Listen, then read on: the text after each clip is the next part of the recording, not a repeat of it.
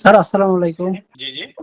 Sir আমার একটা বিষয় জিজ্ঞাসা ছিল। আমরা যে এই কোর্সটা করতেছি এটা কি সফটওয়্যার ইঞ্জিনিয়ারিং কোর্স নাকি এআই এর ব্যবহার? কোনটা স্যার? এই যে বর্তমান যে এটা কোর্সটাতে ভর্তি হবো। এআই ব্যবহার করে সফটওয়্যার ইঞ্জিনিয়ারিং। আচ্ছা এই কোর্সটার পরে স্যার আমরা সার্টিফিকেট পাবো?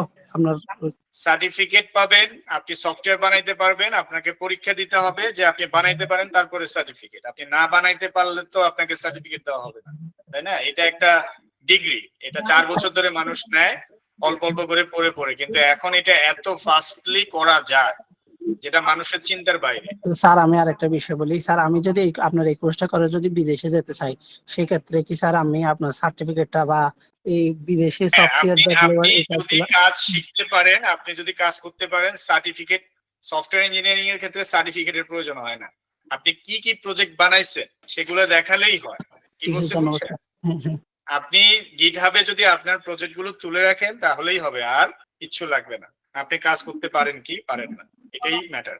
এটা একটা টেকনিক্যাল প্রফেশনাল কোর্স, এটা কোনো একাডেমিক কোর্স না। ঠিক আছে?